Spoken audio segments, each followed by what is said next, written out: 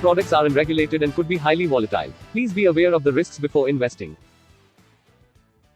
राज, बाबूजी के आशीर्वाद से हमने अपनी नई शुरुआत तो कर ली, पर अपना फ्यूचर प्लान कैसे करें? बड़े बड़े शहरों में ऐसी छोटी छोटी बातें होती रहती हैं। Looking for perfect start? Get a Bitcoin today. Download the Unocoin app.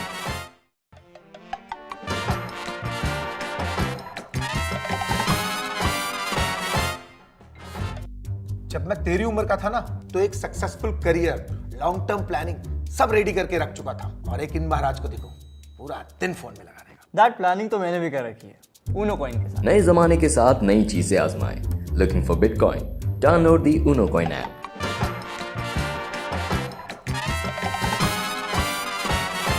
Guys, we really need to work hard. This wasn't a good quarter. Tell me, are you happy with this? Unocoin. Want to earn Bitcoin? Just grab your phone and shake it. Download the Unocoin app.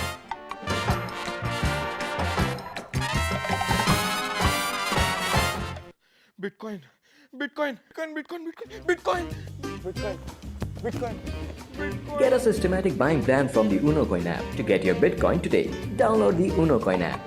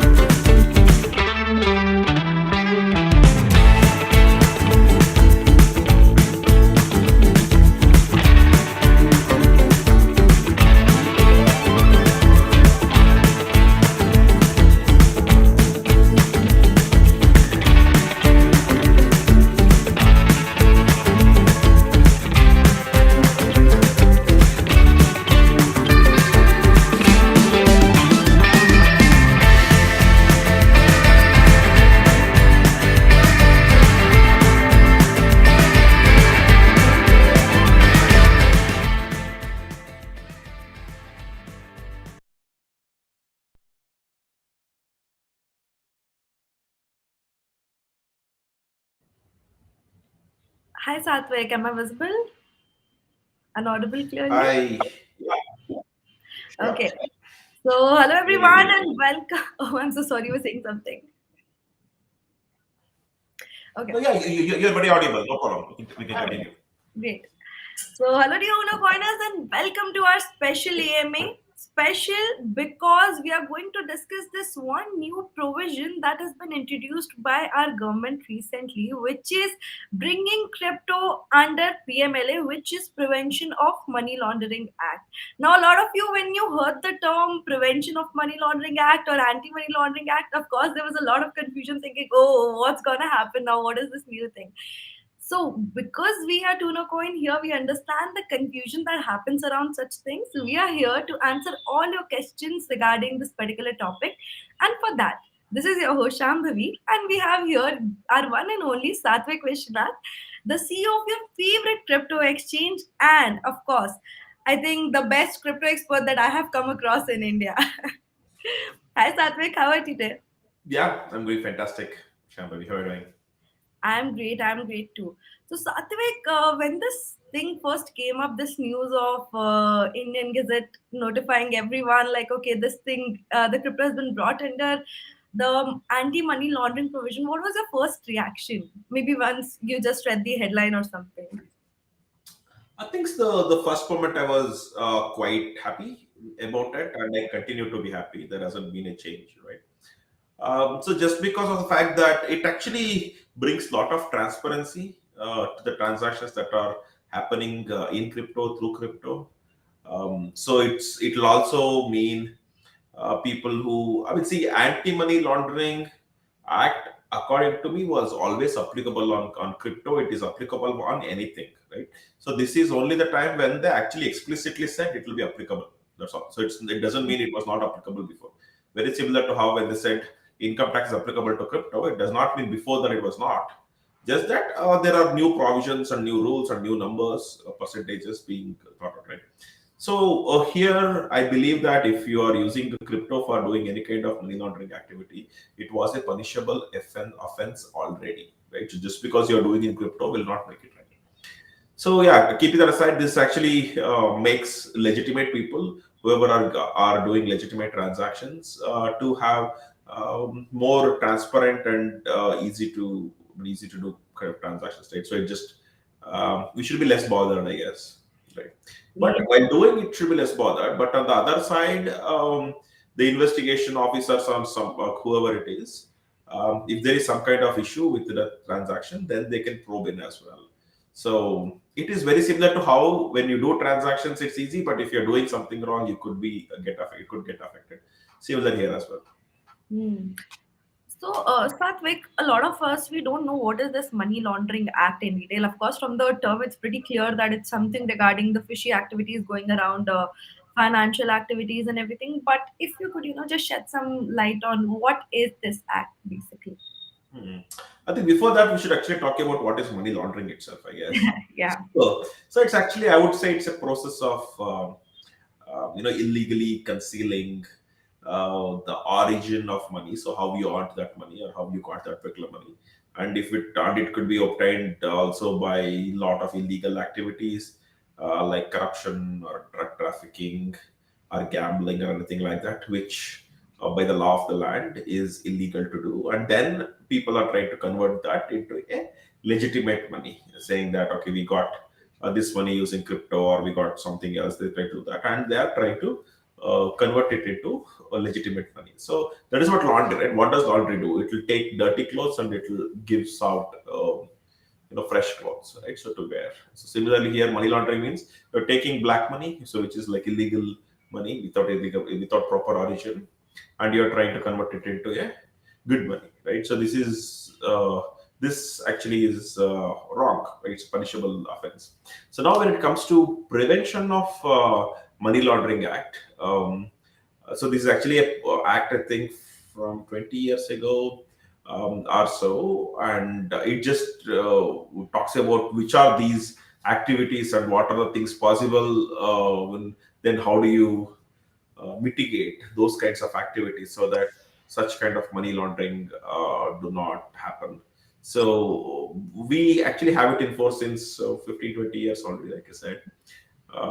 So general people don't bother about this because I mean, why should we bother too much about like for finding funding of terrorism, for example? You just know that you don't do that, you don't get involved. I just keep it aside. It's like something. So similarly, generally, money laundering is something not everyone will get involved in. So they don't stress themselves to know. But it's kind of important, I would say, because you could be one of the links of someone else's chain to help them convert the illegal money into legal money. So it's better people know how this works and what it means than being completely ignorant about it. So, Satvik, I think the base reason why this law is in its place where it is right now, why it was introduced in the first place, was to, of course, control illicit activities around money in basic sense. And of course, crypto has been, known to, I don't know, of course, it's very hard to, do illicit activities on blockchain and crypto. But yeah, for a very long time, Indians believe that crypto was used for such illicit activities. So do you think that is one reason why crypto might have been brought under this rule? Yeah, I think some of the loopholes is possible because of the nature of crypto itself, especially the origin of crypto, for example.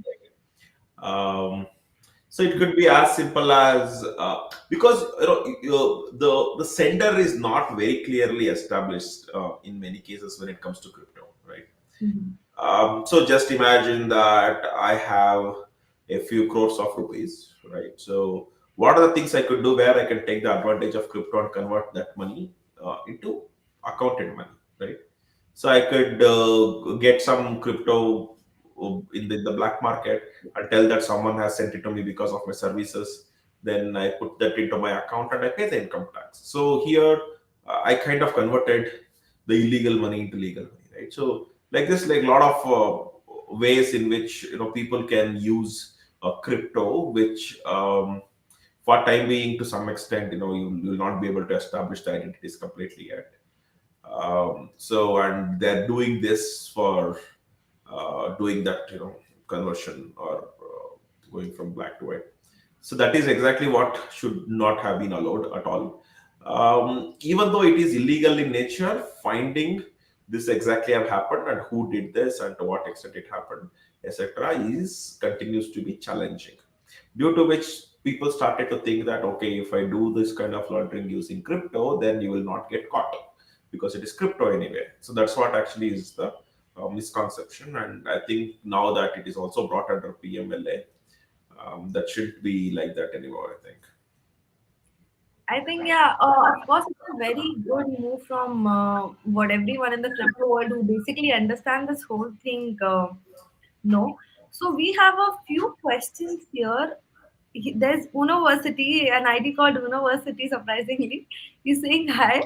Hi, University. Then there is Nagaraj MS. He's asking, is surcharges include after paying roughly 30% tax? So I think this is a taxation related question where he's asking about surcharges. Yes, it will be applicable. If you have more income more than 50 lakhs, or if you have income more than 1 crore and then more than 5 crores. So there are varying surcharges like 2.5, 5, and 10%, so something like that. There is some percentages for surcharges applicable. So yeah, because that surcharges comes, if you see the income tax returns, how the accountants will file, right? So as far as the income from crypto is concerned, yeah, it is only 30%. But eventually, at the last number that you see, which is your taxable income, and if it is more than 50 lakhs or 1 crore or 5 crores, there are three slabs. From what I remember, varying surcharges are there. So that will actually be applicable, yes. Okay. So I think Nagaraj, you got answer to your question. There is Sarvanan S. Hi, sir. I have a question on FEMA regulations. I think you would know. Okay, okay, yeah, okay. So, what is your question, Sarvanan? Okay, in the meantime, I'll just ask you a question which I feel is very important for everyone to know because that has been a good topic of discussion. I read a I read an article from Cointelegraph which basically concluded saying that this new PMLA provision for Indian crypto exchanges is just going to make life a bit more difficult for them. So, what is your opinion on that? See, for a common man, it's not changing much. So PMLA is applicable on every banks. But what will a common man do about it? Yeah, he may have to provide, do the re-KYC in between, depending upon number of transactions. There is like one inconvenience, right?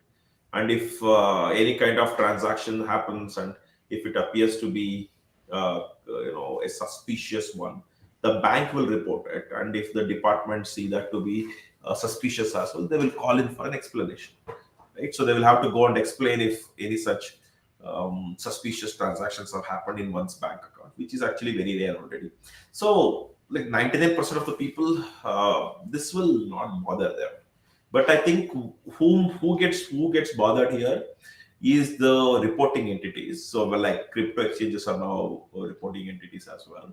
So they have the obligation to collect the KYC documentation now. Before this, uh, the exchanges were doing just to make sure that they know their customers. Um, so they could have done it without knowing their customers as well, because transactions happening through bank accounts anyway, right? But still, yeah, they will continue to do that. So now it's an obligation for exchanges, and they are authorized actually now to collect the KYC. So no one can ask why are you collecting KYC anymore, right? So then, if there are any suspicious transactions, there will be a portal provided by the government offices department, which where we should go and lodge that particular thing to say that this particular person will look like there is some suspicious transactions happening. And how do you identify suspicious transactions, right? So there is some kind of sets rules saying that, okay, if a person is doing in this kind of pattern, identify it to be suspicious. If he's doing so many number of transactions per day, identify it to be suspicious. So much of quantum, or if he's sending money, same amount of money again and again to the same person, it is suspicious. Like that, there are some predefined rules, which actually keeps getting revised also anyway. But yeah, whenever that happens, those are suspicious. And till now, if the exchanges actually see suspicious activity, they still cannot do anything much about it. Maybe some of them, we were writing it to the cybercrime saying that, look, this looks suspicious, but I don't know what else I can do apart from just reporting it to you on the email, right? So, but now a portal itself is given, like how exactly these are exactly banks also do anyway. So there we have to go and fill up the form to say that this looks suspicious, and so that the relevant officer can look at it and he will ignore if it doesn't look suspicious to him. If not, he will call that particular person and do an inquiry. But well, for a normal man, this kind of suspicious questions in the normal lifetime, right? So the way you do transactions, etc., it will definitely not trigger it. It's extremely unlikely. So unless, let's say, you're getting some 25 lakhs from a specific person every day for a week, right? So those kinds of things don't usually happen in a common man's life. So that is not something you should be super bothered about. But if it is happening, it means that yeah, there was some kind of pattern identified, and it's some big transaction, not extremely small one. And if he gets called for explanation, he will have to do the same thing he's already doing because of banks anyway. It's just that it's unlikely to trigger. True. So, Sathvik, we are having a bunch of questions here. There is Sarvanan has clarified her question or his question. I'm so sorry. Yeah. There's also Sharma Speaks. He's saying his question is a bit out of topic. So Sharma Speaks will take up your question at the end in case we have some time for that. Please don't mind because yeah, the topic is something different. We're gonna start with Sarvanan Sathvik. Mhm. This person is asking, I live in US and I have an NRO account in India. Can I buy USDT through my Coinbase wallet using US dollars and transfer it to my Binance wallet where I can sell it through a P2P transfer to a buyer and authorities? Is this allowed?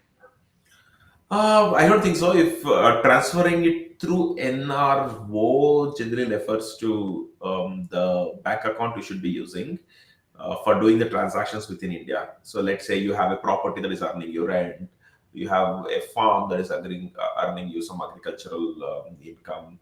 So those kinds of things usually goes into the into such an RO account. So that can actually be very well used to buy USDT from Indian exchanges itself. I don't see any kind of confusion or challenging there. But if you're talking about using that to buy USDT on Coinbase, then it again has to go through the wire transfers, right? So then there you could actually see some challenges. So sometimes declaring it, saying that it is your 250K limit per year works, but we have more reports saying that it won't work at the back because the crypto is not being recognized as one of the reasons why you should send the money, I mean, the actual fiat money from one country to one country. So, however, yeah, sending it from to a crypto exchange in India and buying USDT is fine, but then transferring it to those USDT to Binance again depends upon multiple things, right? So, it includes some quantum, how much you are trying to do, and if the FEMA issues trigger there or not, and if you are within your 250K limit. So some people say it's not even applicable, those kinds of limits. Some say that it's better to stay in the limit so that you won't go overboard it. So yeah, that's what it looks like to me. Getting it up to Binance, and yeah, but if you want to cash out, maybe just like reverse procedure. But if it is NRO account, which is the money you have earned in India, I would say use it in India only. And if you just need to use it in your country, wherever you are, get it through the right channel. So another thing you could actually use is, I think, NRO account, you can take it back to US, whichever bank account you have in US, and then use that bank account's money to buy USDT in Coinbase. That will be much more of a cleaner transaction, I think. Okay. So I think Sarnan, you got a solution to your problem. Moving forward, we have Lokesh Devan. So he's having an issue, and I think you can address that, Sathvik. Mhm. He's saying, "Sir, I have multiple Bitcoin in USA, and the company there's some company name that maybe he has purchased Bitcoins from, but this particular company is constantly asking money from him. So he's asking, what can he do in one such situation, and if you could explain." See, if it looks to be suspicious, just consider it to be like a scammy service. Um, so nowadays, these scamming services um, actually try to provide the really good customer experience. Also, it's no more like I send you a link, click on it, and I'll install virus. It's no more like that. It's much more social engineering. So the emails look so legitimate. The websites look so legitimate, and people usually get cheated very easily and such. So if you think that see there cannot be any business which can ask you to give money to allow you withdraw your Bitcoin. If the policy of the company is they don't allow it, they don't allow it. But it will never be like, okay, give me money, I'll allow you to transfer Bitcoins. No, that will never be the case. So if that is happening, maybe one thing for time being you can do is just go and launch a complaint on cybercrime. Right. So that's like one thing you can do. But based upon what you're saying, and given that you would have actually tried these things in the past and it has not worked, I'm assuming that it's likely to be a fraud. So act fast. And it's not only for you, for everyone. I want to tell that if people just want to double your money or give 30% return in a single day and such things, no one in the right mind should believe it. It's just like, irrespective of who says it, don't believe it. Just stay But away. but Satvik, these scammers are so smart. Recently, one of my brothers, okay, he's an IITian, and he's working in a very good company right now. He just texted me this morning with some message which was supposed to be a SpaceX giveaway. Okay, and they're asking to transfer Bitcoin, and they'll double it up and give it to him. And how he fell into this trap was his friend's Instagram account was hacked, and that's where the message was posted. Of course, if it is someone you know and they're posting one such message, for a second you're gonna feel like, oh, this person got his money doubled. So like they're getting so smart by the day, and it's hard to differentiate. Yeah. So, I mean, whenever you see such things, at least communicate to them or talk to them on another mode of communication. Like call them if you got it as a call saying that. I mean, tomorrow you can get a call saying that, "Hi, it is Sathvik from Unocoin speaking. Let me help you double up the money," and such things. And people, of course, should not be believing it, right? So if that happens, then try to say, okay, let me write to a I mean, let's say if it was so believable, no matter how you cannot deny it, you should still do the cross checking. So come to our website, see our news, if anything like that is there, or write to our support at unocoin.com, or call our support system on the number provided, right? Or go to the live chat. So there is at least like 2-3 methods you have to verify because see, someone impersonating is easy nowadays, and impersonation can happen to such an extent, like extremely very thin line for you to know that okay, it's an impersonated website or impersonated email or anything like that.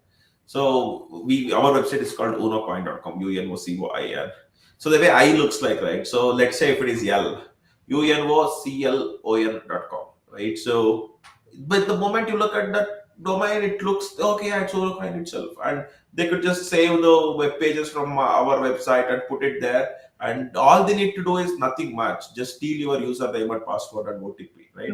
So as soon as that is done, they actually will redirect you to the real Unocoin itself. You can see your wallet, everything, but they have one set of this information, right? And let's say if they have access to your email ID or some other method of logging in, right? And now the worst thing that they may still need is your OTP, and for that they will social engineer, saying that look, this is what has happened. We already know your password, so we are trying to help you log in and recover this particular thing. The only thing I'll need is OTP. Can you help me tell it? Gone, right? So those kinds of things actually happen as well. So don't fall into the trap, and it is increasing extensively nowadays. If no one has tried to con you, then you are actually not online at all. Else, everyone would have got these kinds of messages, Yes. emails, calls, everything. Yeah. Yes, 100%. So I think it's for us to practice caution for our own money, because yeah, it's our hard work that's gonna, go down the drain, and of course all lost. And one another thing I want to quickly tell here: just because you're transferring money to bank account does not mean that your money is safe. True.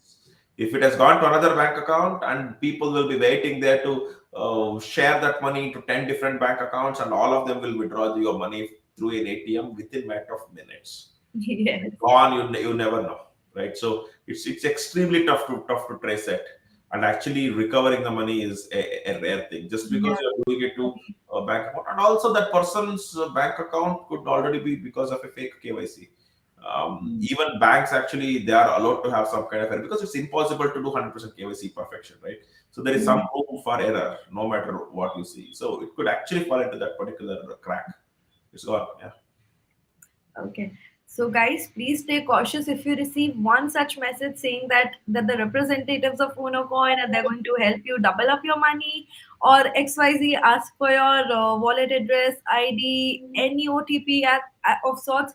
Please be informed that none of Unocoin employees or partners are ever going to ask you for any OTPs or any personal information of yours which is not related to your business with Unocoin. So just be super cautious and do check out our official website and application for any deposits and withdrawals of your money. Otherwise, if someone is sending you any links as well, please don't click on that. Moving forward, Sathvik, we have Biswajit here. He's asking, okay, this is also a bit of the topic question, but since we are a little off the track, after this, we are going to get back to the PMLA thing. So, Biswajit here is asking, what do you suggest when crypto value is declining and the fall of various banks in USA, which is exposure to various cryptocurrencies? What should a user do in one such situation? See, I think the fall of the banks uh, is what we, I mean, as a crypto, we, okay, I'll put it this way, right? So crypto is more like a hedge for these kinds of centralized systems. So as soon as there was an issue with the bank, I did see that the crypto price decreased to some extent. It is just because the amount of money that was there with the bank, right? So um, if it is lot of money for various startups which was there in the banks, then there'll be a lot of selling pressure on crypto in the future. So because of that, the price of crypto does decrease. But again, when we start seeing the inflation numbers and such, it will increase as well. So for a lot of them, it is directly proportional. For some of them, it's inversely proportional, right? So if you are looking at investing into the cryptocurrencies itself, I think you should be less sensitive to the external world's news to some extent. Else, you will never be able to find the right time. It will become way too confusing, I think. So let's say if you have about 10,000 rupees to invest. So some of them should happen comparatively very, very soon. I mean, not like holding it for months together, years together, thinking there will be a right time. So, but remaining half, maybe you may choose to invest when you think it is, the news is really bad and price of crypto is down, and you want to take the advantage of it. So that is fine, right? So, but however, um, so when you put money in the bank, you believe that it's your money, and then uh, out of nowhere, one fine day, like how is the Silicon Valley Bank happened, they just say that it's the bank cannot support calls anymore. It's like devastating, right? So it's very bad scenario. So the good thing with crypto is such things should not happen as long as you hold the crypto with yourself, I think. So in that way, I think if you have decided to take some advantage, helping yourself to do the average of the particular price because you got it at a little higher price, etc., it may still be a good opportunity, but don't completely depend upon the news alone. it may not be directly inversely proportional to the prices in crypto. So if you're looking at long term, generally speaking, it just works out more or less the way it is. I think, yeah. Okay. So I think Mr. Jeet, you got the answer. Moving back to the track, here we have more questions, Sathvik, related to scams, frauds, and what are your take on different things. But guys, don't worry, we're gonna take all your questions at the last segment of this session because we are talking about PMLA, that is Prevention of Money Laundering Act today, and why has crypto been brought under this? So we're just gonna take your question at the during the last segment of our session today. Moving forward with the PMLA thing itself, Sathvik. So, what will it change for cryptocurrency to be, after ever since it has been brought under this provision? What do you think will change for cryptocurrency and the users and for the people who are trading in it? I don't think anything will change significantly right now because of this PMLA thing. And that is also one of the reasons it did not create too much of news, right? So for some people, they should be cautious. Whoever tried to do anything wrong means, right? But if not, like normal life, that's pretty much how I would say it. Um, but it's also possible that, like, let's say you received 10,000 rupees because of a service you're providing. There's a slight possibility that the person who is giving you money might have got some kind of hacked or fraud money, right? So in that case, you will be a part of that trial, and you will have to provide your explanation anyway, right? So it just happens with crypto as well. Not that it was not happening before. It is just that now they are telling, be careful, right? So kind of thing. So generally speaking, when you are buying from exchanges and selling to exchanges, because exchanges would have done some to some extent the due diligence on every customer and KYC, and the banks would have also done. So there is like two layers. So two people or two entities, reporting entities, now have collected the KYCs of an individual. So that generally is okay. I think safe enough, realistically, right? So if you just want to avoid in every possible way, then there is no limit to which you can be cautious, and you will not be able to even do transaction, right? So realistically saying, I think banks doing it at once and cryptocurrencies doing it at once should suffice. And if banks is not doing a KYC properly, actually they get fined heavily because they fall under this PMLA and they didn't do their work. And now it is also true for crypto companies like Unocoin. If we don't do it properly, then even we will end up facing the similar fines. So it is our obligation to make sure that whatever are the guidelines that should be completely followed, right? So that's how I would see that. And when it comes to crypto, you being normal and doing things that should not have any kind of effect in any way. But if you get a notice, just respond to it. I think that's pretty much it. If you are getting a notice, then either you are big or you have done something wrong. Else you don't get notice. It's unlikely. Okay. So, Sathvik, like you mentioned before in one of your explanations about PML itself, that the crypto entities are also now the reporting entities. So, how do we comprehend this term reporting entities and what is its significance? I think reporting entities are kind of authorized entities which are allowed to do certain things. So one is collect the information of their customers officially, and they're obligated to do it.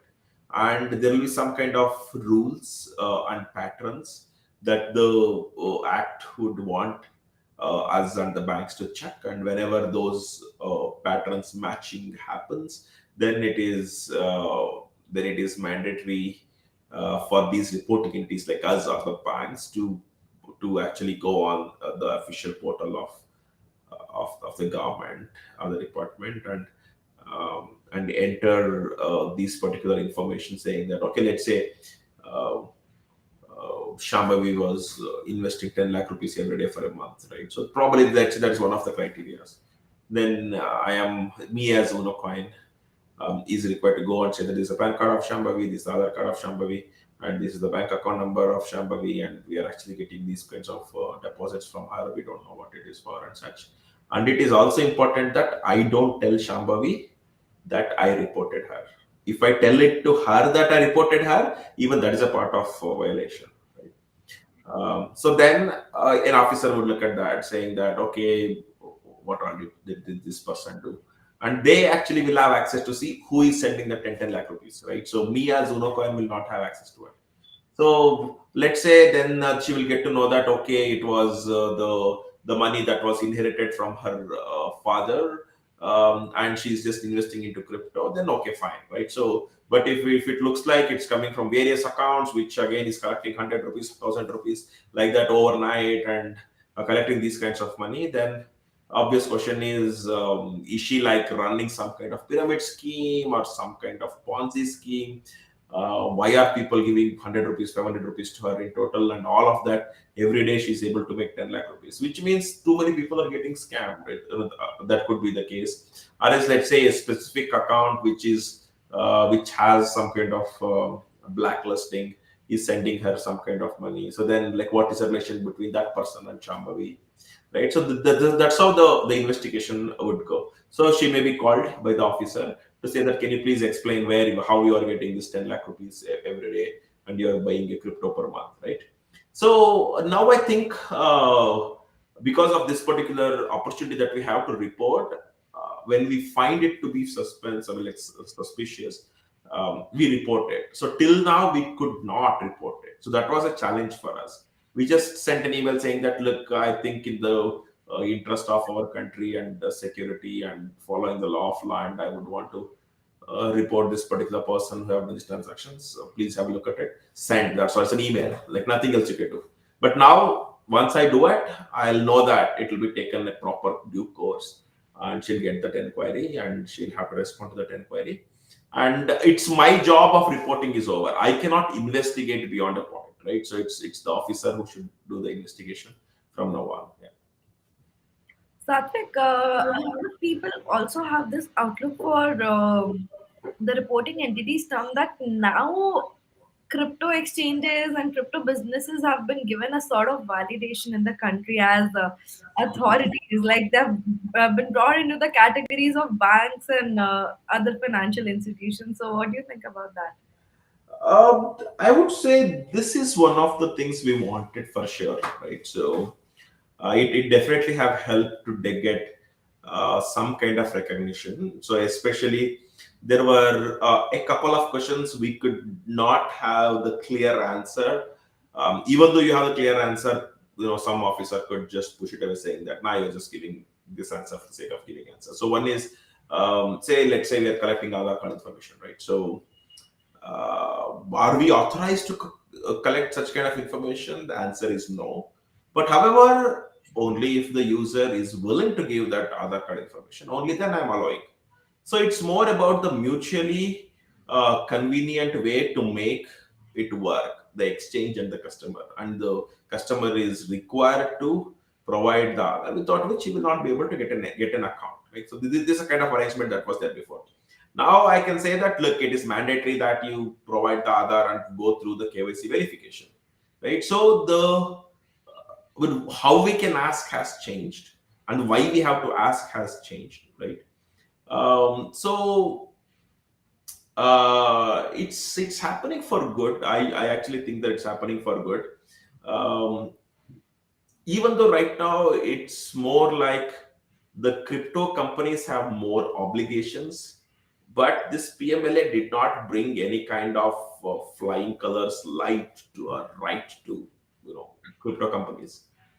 I think that should also come in the future, right? So we are fine whatever obligations have come upon us to take care of it, especially the reporting and KYC, right? So that's all we can do for time being. So it has, to some extent, yes, I would say that the legitimacy is achieved. So also when it comes to reporting, right? So an officer could argue that, look, these particular transactions you should have reported.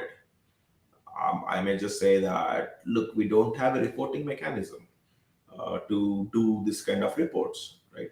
If you don't have a reporting mechanism, then why are you even doing the business, right? So then you're supposed to have that first. But we have to understand the regulations and the innovation uh, will not always go hand in hand. Innovation just actually races way far ahead, and regulations have to catch up. And if the innovation is not going ahead, then the regulation don't even bother, right? So if the regulation has to bother, then things should be happening, things should be going wrong. Then to fix that, what is going wrong, to get it back to the right path, you have regulation, right? So regulating means that's what it is.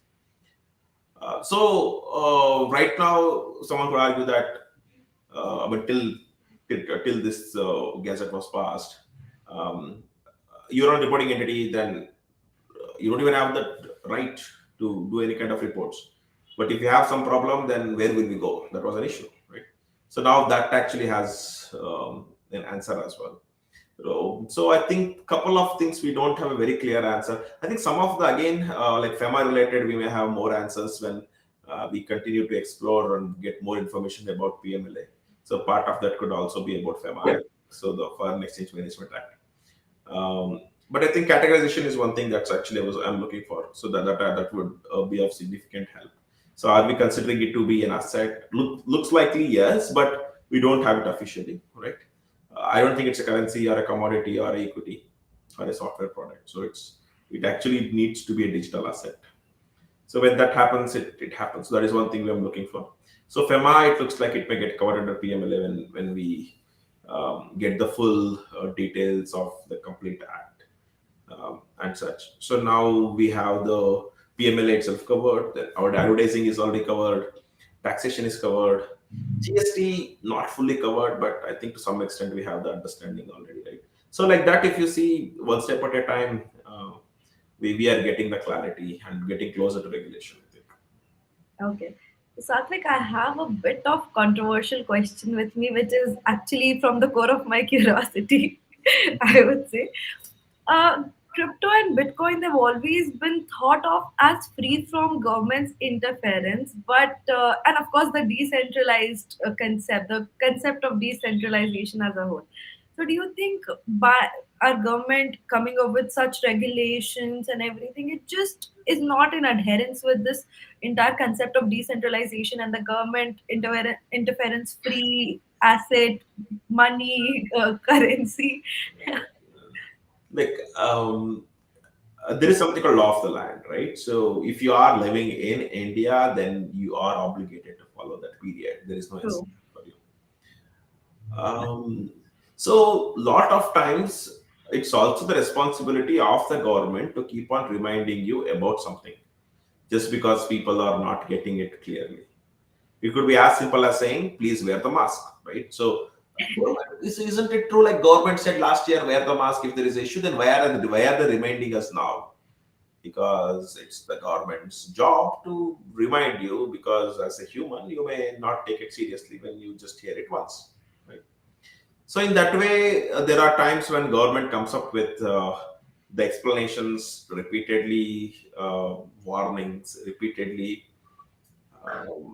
etc. as well, right? So when it comes to decentralization, it is not your passport or visa to anything to do anything bad. Decentralization, yes, Yeah. true, good. You take advantage of decentralization, but don't do bad things with it, right? But then, what does it mean for people who are doing it bad? So they need some kind of law behind them, which will tell them it's bad, and if they get caught, it's punishable, right? So that is where the regulations actually come in, and it is regulate. Those regulations are more meant to affect or to punish the bad people, and that is actually good for you if you are good with it. I mean, if you're good, if you're only doing good things, or else, what is the difference between you and a criminal? Both are doing the same things and earning money and getting away with it, and you don't need to get away. But the criminal is earning 10 times more money and is getting away just because there is no law. So Yeah. here, yeah, law is definitely required to tell, if you do this kind of wrong thing, then this is your punishment, this is your penalty, right? So in that way, it's actually, I mean, definitely good.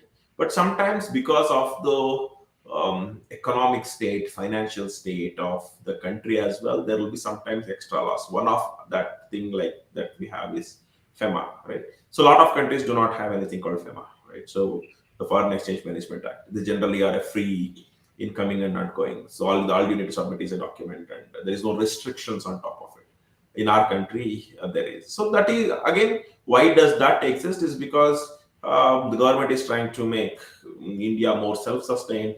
They don't want too much of money going out of the country, etc. To manage that, they have such things.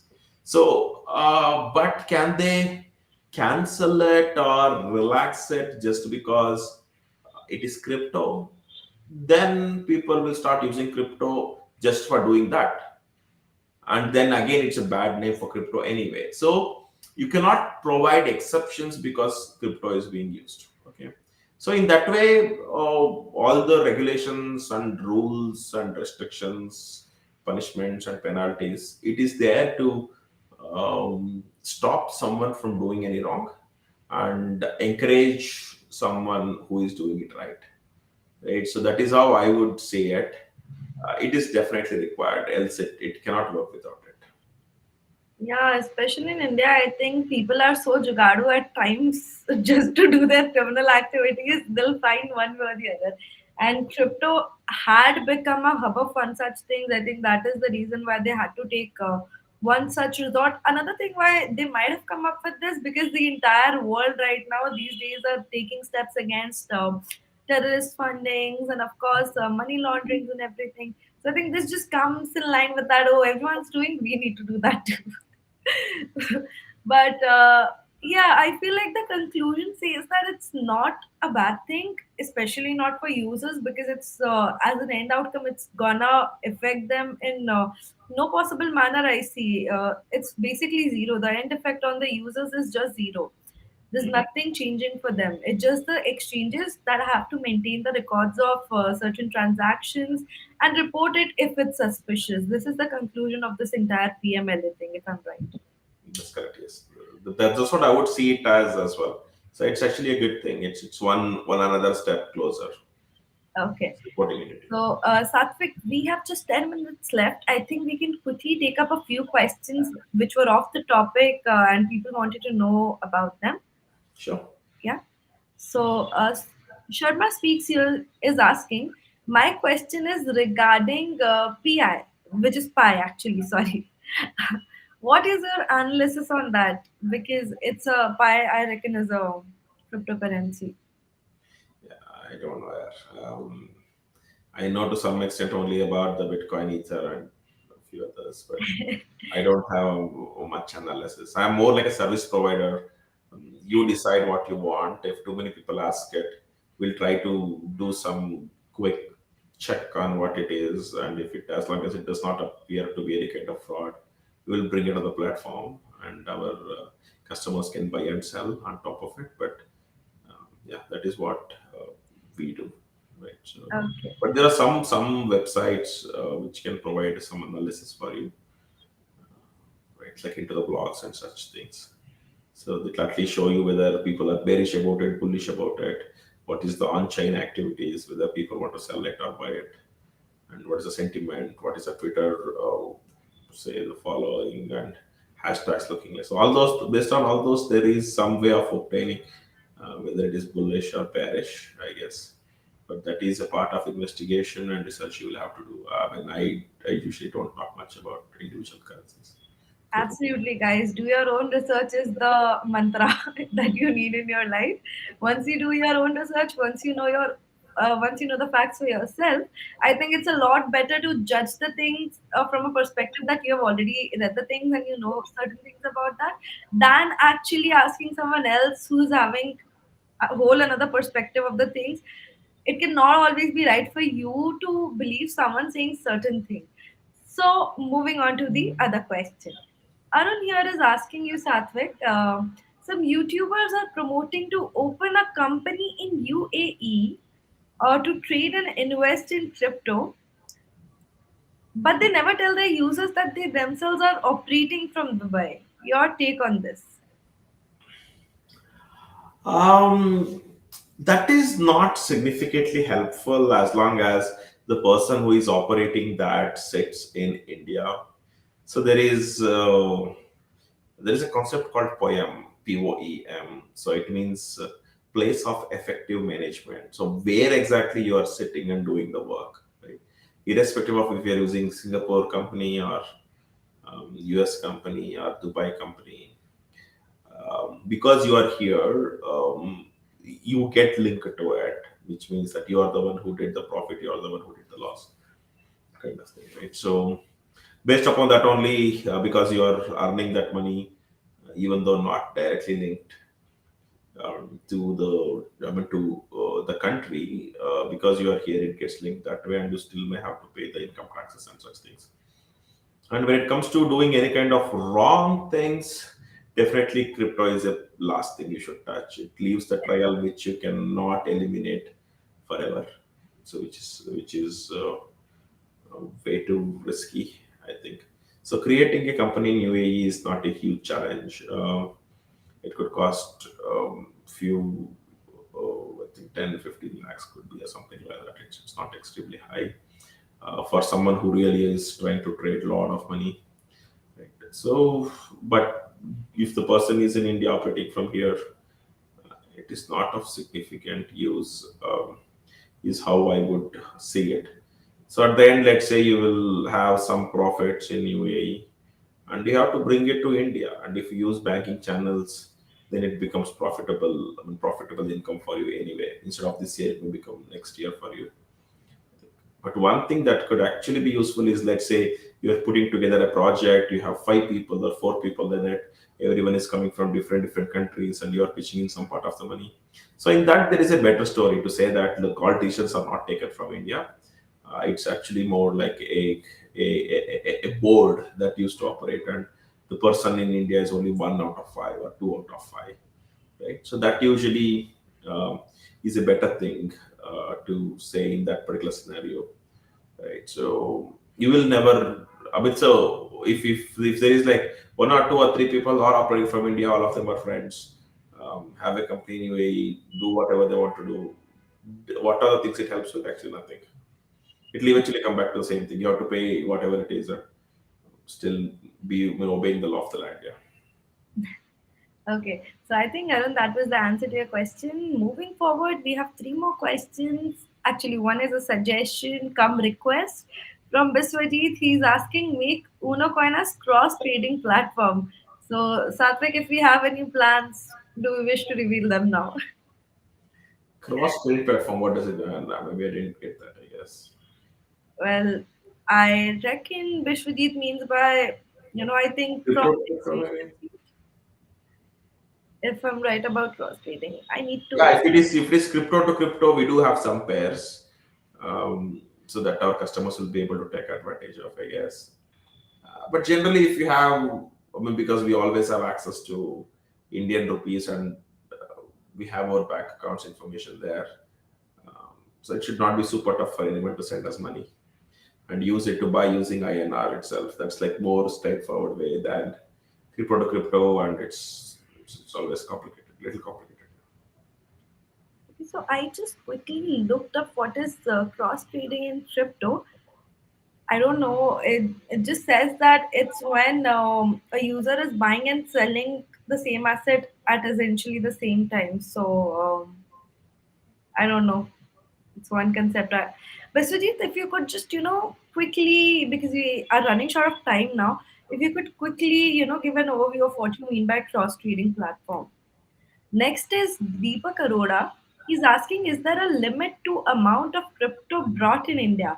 If a company is registered, what amount to you come under GST? There's a follow-up question I meant to add. Is there a limit till you get taxed in personal account? If so, how much?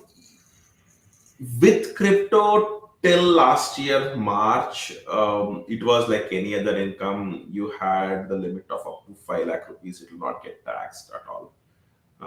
Right, but right now the rules have changed.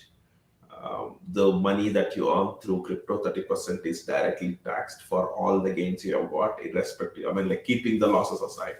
So losses as if it didn't even exist. So you cannot take advantage of the loss on the gain, right? But when it comes to the GST, right now the platforms are charging GST for all the services that they provide. So they collect that money from the customers and paying it to the government. So that's how it is. From my understanding, when it comes to company registered, I don't think there is any kind of slab allowances for the company. It will become taxable from first rupee itself, is what I know. But yeah, I have to check with your auditor. Okay. So, Biswajit here has clarified a bit on his question. He's saying by cross trading, he means crypto, forex, gold. So, I think what he's trying to say here is putting in multiple investment things. I mean, Western classes, yeah. Yeah, we do have some plans about that, but not something we are looking extremely close. Because, for example, crypto is more on the regulated side, forex is on the more regulated side. So those cannot really go hand in hand together. So bringing in investment opportunities and no, insurance opportunities and equity markets, commodity markets, and yeah, gold as well, right? So definitely, we love to support our users as we grow and as our users grow. But right now, crypto is still to some extent regulated. So mixing things would make the life of everyone tough. Yeah. Definitely, I want to see that day where this is more a straightforward possibility. Okay. So great. I think soon enough, then not soon enough, but soon we are going to accomplish your request, Biswajit. Here we have Deepak Sharma Sathvik. He's asking, I think, one of the most basic questions of all time, which you answer like I think almost in every AMA. He's asking, what if I get payments in crypto? How do I calculate taxes on that? So if you are getting payments in crypto, it is not earning through crypto. It is just that the mode in which you got payment is crypto. So it will actually become a normal income itself for you, right? Uh, so it will call and fall under your tax slabs of taxes, right? So how you would do this, how you should do this is, on the day you get that particular crypto, you need to keep track of its price, right? So that is the price at which you got the crypto, and that will go to your minus expenses. It will go to your normal income tax slab. And let's say you don't sell that crypto on the same day, you hold it for 2 years, or let's say hold it for 6 months in the same financial year, and then you sell it. So when you received the crypto, let's say one Bitcoin was 22 lakhs, and that's what you got, one like 22 lakhs of crypto, which is one Bitcoin. And by the time you sold it, it was 26, right? So let's say the services you provide to them is 18, right? Or let's say it's 20, which means the uh, profit you got on day one when you received the crypto is only 2 lakhs. You spent 20 lakhs to provide a service or some product, and what you received was 22. So the only 2 is the income that you have got, and that will go to into your slab, right? So it is not 30% taxable yet. So now comes the second transaction where you continue to hold that one Bitcoin and you wait till the Bitcoin price becomes 26 and then you sell it. So this particular 4 lakhs that you got is the crypto income for holding that particular crypto. So this 4 lakhs will be taxed at straightforward at 30%, and you'll have to pay as it as a part of the income tax. Yeah. So that's how it will be done. If you get the mode of payment is crypto, it's not considered crypto payment. It's earnings through crypto. It's just the mode of payment. But after holding crypto, if you all, yeah, you have to pay for it. The same with mining also. If you are mining crypto, it will be your normal income only. But after you mining crypto and you hold it and then you sell it at a various on some other date where you earn profit, so that will become 30%. It's two different things. So I think Deepak, you got the answer to your question because yeah, this is one of the most basic confusions people have around it. Even in the initial days, I myself was struggling to understand the entire crypto law provision and everything. But if you guys want and if there's a need, we'll definitely conduct one even though we have already done like 3 sessions on crypto taxation already. But if there's a need, we'll do that again in the month of April. We'll let you know, we'll notify you guys in advance so that you can join in and ask your questions and get the answers that you want. So this will be all for this session, I think, Sathvik, because it was a really insightful session. Of course, we all needed to know what is the PMLA provision around crypto, and what does it mean, and what is going to be the end effect and everything. So thank you so much for enlightening us about this amazing and important topic. Thank you so much, guys, for joining in and asking so many questions and making the gist of this entire AMA more lively by asking your questions regarding different topics as well.